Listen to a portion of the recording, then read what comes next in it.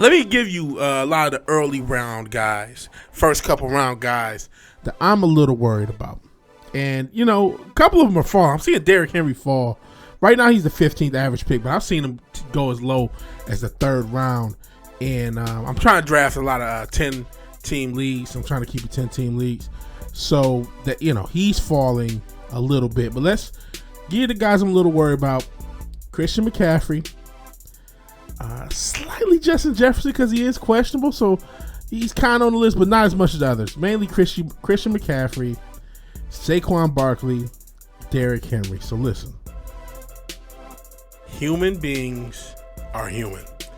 And what I mean by that is there's a certain amount of carries, certain amount of touches, certain amount of physicality. If you're a wrestler, there's a certain amount of times you have to hit the ground, aka take a bump, before your career is over. If you're a football player, there's a certain amount of times you can get hit before your career is over and or starts to decline.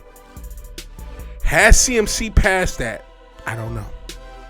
In the case of Saquon and Henry, especially from Henry's own past, a guy who's had 2,000 yards in the past, then the next year came back with only like 800, something like that. Last year he had 1,900 plus yards in the best rushing offense because of him and Lamar. Saquon could have broke the record if they would have let him in the last game.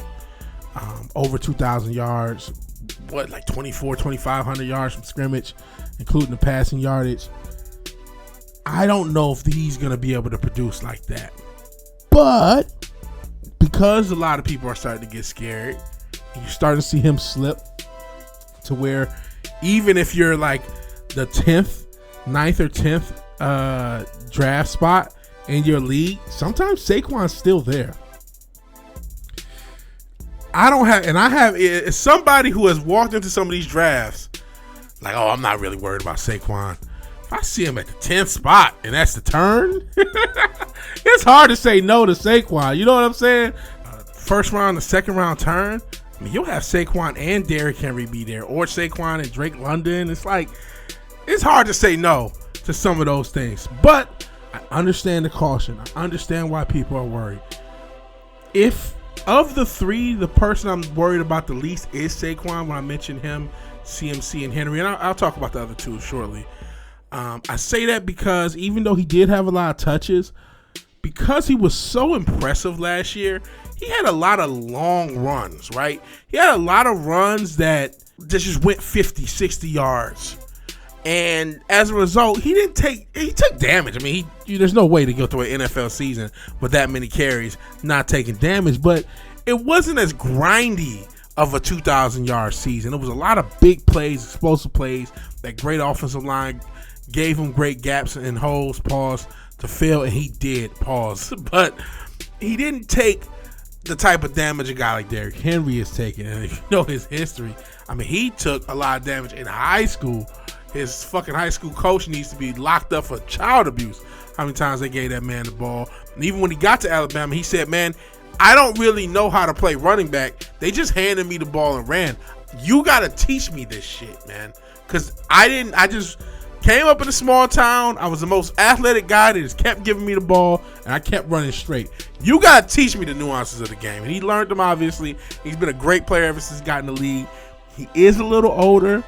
He's taken so much damage, but he's in such a great condition, such great shape. He takes care of himself. He's 31. He's another guy. Am I worried about him? Yes. Am I worried he's not going to be as productive as he was last year? It's almost a guarantee that he's not going to be as productive. But how far is the fall off? It doesn't have to be what it once was in Tennessee. Unlike where he was in Tennessee, yes, he's the feature player. He's one of the feature players, but you still have Lamar.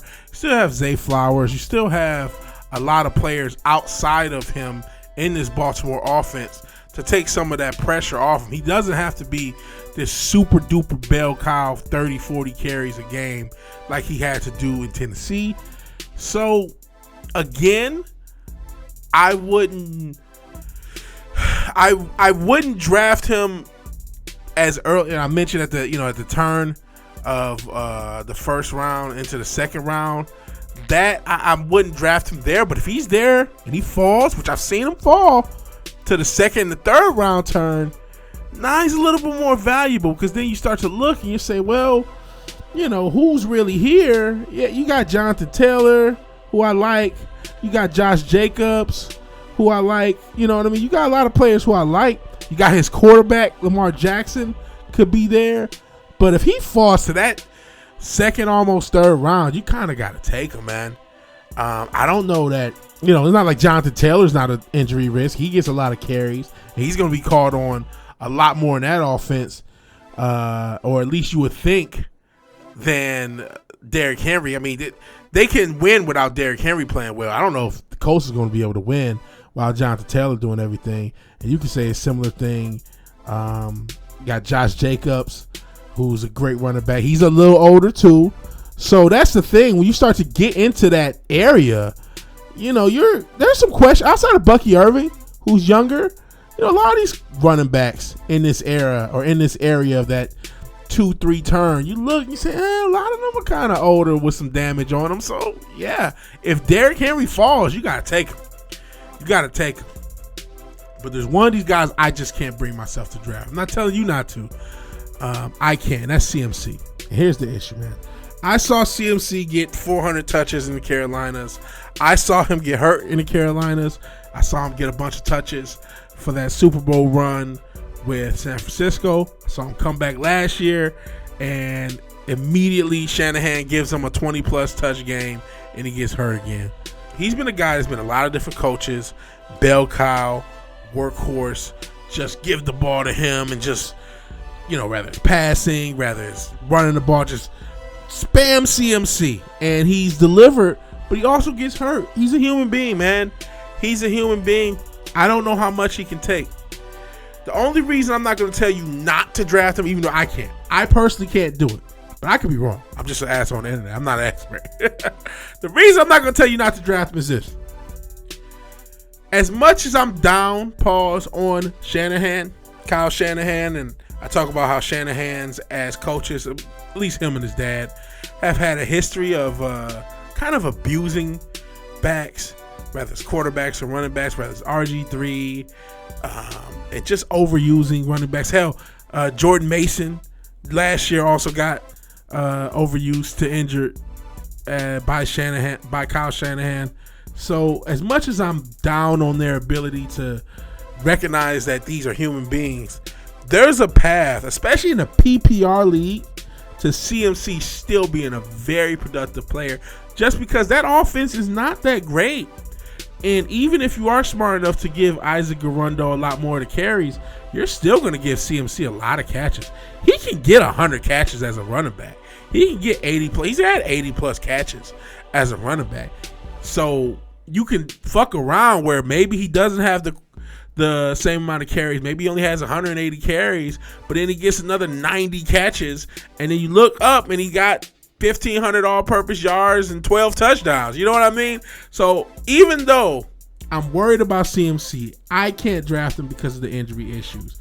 There's a path to him being used correctly and smartly without being overused, without being spammed to death. The question is, do you trust Kyle Shanahan? And again, these players are falling. These players I mentioned, I'm starting to see Saquon fall down. I'm starting to see people go Bijan Gibbs over Saquon. I'm starting to see a lot of people, all the receivers over CMC and Saquon. And, well, CMC more than Saquon. Saquon usually, he doesn't fall past 6 or 7. Sometimes he can fall to if he falls to that, if he's at the end of the first round, you got to take him. CMC can fall out of the first round. He can fall out of the first round. But, what is his average draft position? 8 on ESPN. So it's still, it shows at the end of the first round. He falls in the middle of the second. If Kyle Shanahan can treat him like a human being instead of an actual workhorse, he can still be a productive player, especially in PPR leagues.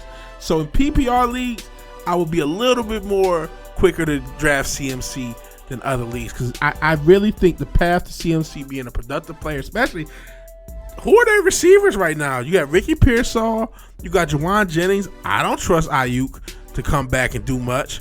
So he's going to probably be a key receiving threat. in that offense. So I'm down on CMC, pause. I'm down on Derrick Henry, pause. And I'm down on Saquon, also pause. But in all seriousness, they still are productive players. I personally am okay not having them, but if I see them fall too much,